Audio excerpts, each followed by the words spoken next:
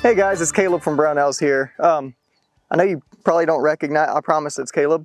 But anyway, today what we're going to be going over is what is the best zero for your AR15, because I know there's a lot of information out there and there's a lot of people out there telling you what zero you should be using without knowing anything about what you're using your gun for, right?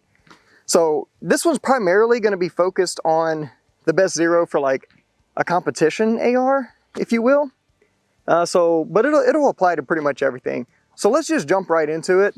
I have 4 different zeros laid out here, all of which are the most common. You got your 25 yard, your 36 yard, your 50 yard, and 100 yard. So let's start at the 25. I'll show you kind of what we're looking at here so you can kind of get a good idea, and then we'll talk about which one I prefer at the end. But let's jump over to the 25. All right, so here we have our 25 yard zero. And what I've drawn out on each one of these targets is an IPSC A zone, right? So if you have like your normal IPSC target, this is the A zone. So in a lot of the different competitions you'll shoot and stuff like that, the A zone is gonna be your point zone. That's where you're gonna get the most points, okay? So that's why I drew these on here.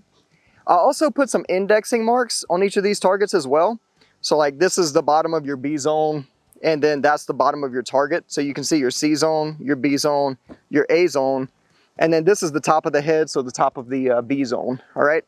Now, this is the 25 yard zero. So this is your point of aim, point of impact at 25 yards. Now, I'm sure the first thing you'll notice is that on the 25 yard, these shots are really, really spread out, which I personally kind of hate 25 yard zero for this exact reason, because everything is just so spread out. And unless you're using an like a military iron sight, like your Maytech or something like that, that has the adjustments on it that are made for a 25 yard zero, this is not going to be a great zero. But with that being said, let's just kind of go through it. So you have point of aim, point of impact at 25 yards, okay? So when you jump up to 100, just that small distance, you're already outside of your A zone if you're aiming at the center of the target. So this is where your bullet's going to impact. And then you jump up to 150, even higher. You jump up to 200, even higher. But after 200, things start to come back down. So your 300 is going to be roughly somewhere in between your 100 and your 25. And this all, I say this is where it's going to be. It all depends on your height over bore and your barrel length as well, but this will give you a general idea, right? So 200, then we jump down. Your 350 is starting to impact a lot lower. You can see that drop off there. 400 puts you back in your B zone. And then 450, you're right at the top of the C zone, or just barely in the C zone, I should say. So bottom of the C zone, bottom of the target. So that's easy to miss there. So if you're aiming in the dead center of the target every time, and I say that, you know, the argument's going to be, well, why don't you just hold a little bit higher, a little bit lower, whatever. And I say that because not all of your targets are known distance targets. So it's really hard to do that, especially in the stress of like a competition you may be doing, whether it be like tactical games, Brownells Action Hero, Gunfighter Gauntlet. This is an absolutely terrible zero for any of those. So let's move over to the 36 yard zero, which is a really good option. Now, I will say the 36 yard zero really shines when it comes to running red dots. So even if you're just using a standard dot or a dot with a magnifier, this is an excellent zero to have. So as you can see, 36 yards, point of aim, point of impact, right in the middle, right? And then things start to kind of go up from there. So 100 yards, still in the A zone at the top. 150, right at the top again, and 200. All 3 of those are pretty tight right here in the top of the A zone.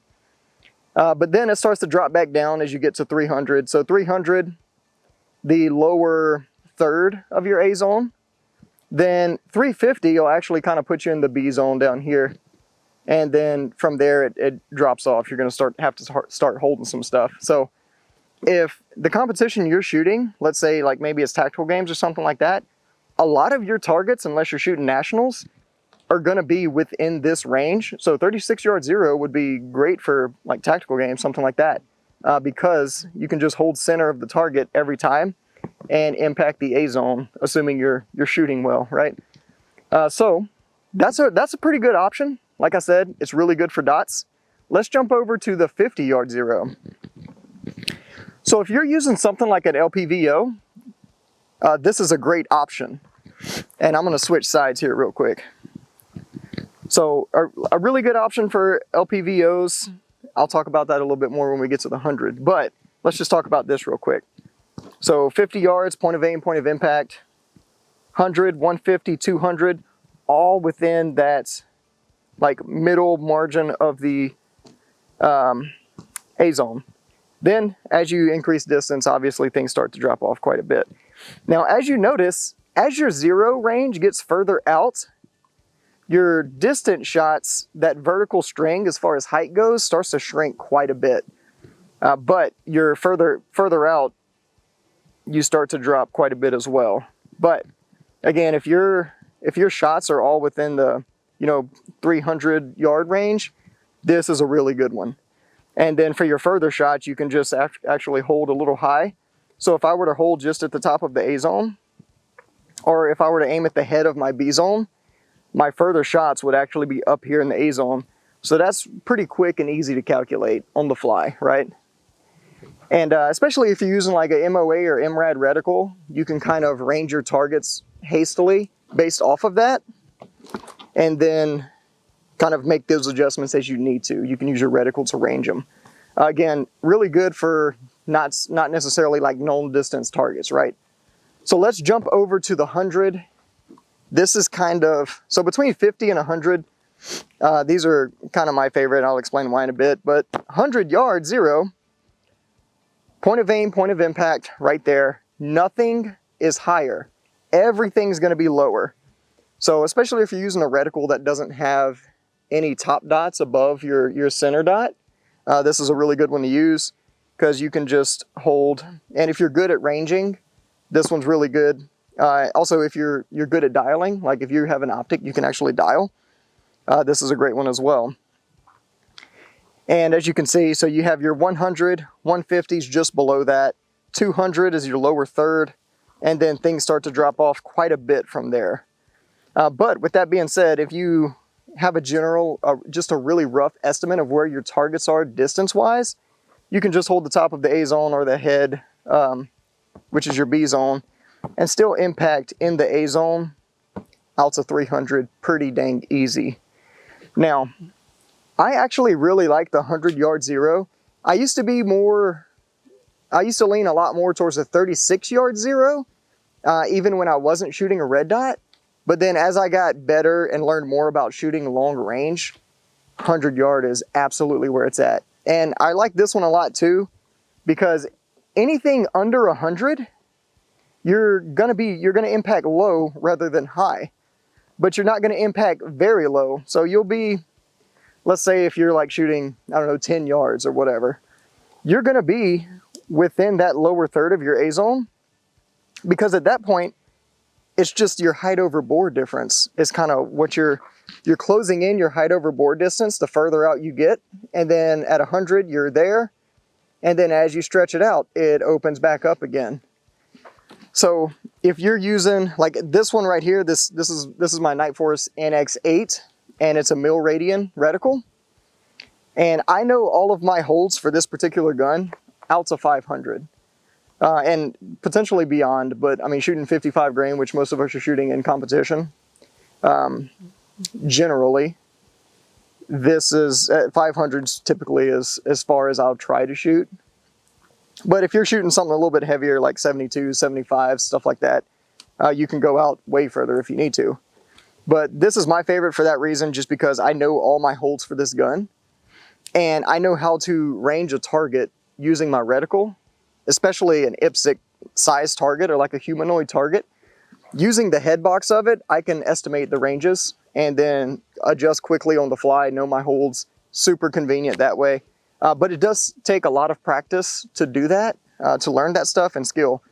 But I think for most of us, especially like the novice, even though I'd recommend 100 yards, if you're willing to learn it, 50 and 36 are going to be your two main go-tos.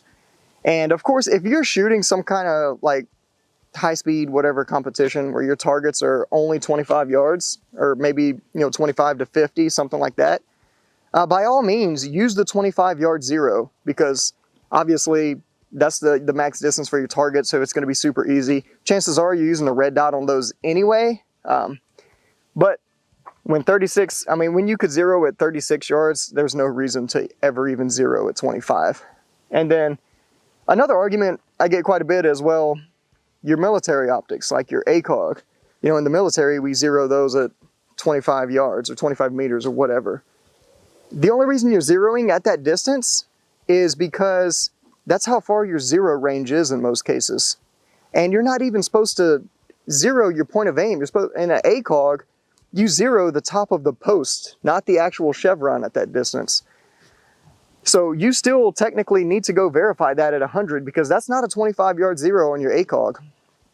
It's a 100-yard or technically 100-meter zero. So that's kind of a argument that comes mostly out of ignorance, I'll say. But just knowing what optic you have, knowing what you need to shoot is where all this really starts to come together.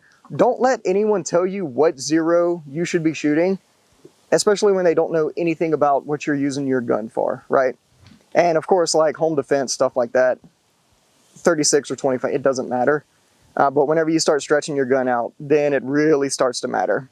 Now, I didn't put any measurements on here, any like exact measurements, because like I said, it all depends on your muzzle velocity, your barrel length, your height over bore. So you need to actually go out and test this stuff for yourself, develop your own dope for your rifle, which we'll do in the future. We'll do something on how to, develop the dope card for your rifle and go from there. But hopefully this will give you enough information to make an educated decision on what you should zero your gun at. And if you don't know how to zero your firearm, we have some great content on that already as well. So yeah, that's all there is to it. And if you have any questions, comments, concerns, feel free to post them down below. As always, if you need help with anything for any reason ever, feel free to give us a call on the tech line. We'll be happy to help you out, especially with this kind of stuff. And don't forget to like and subscribe and hit that notification bell. Thanks for joining us, and we'll see you next time.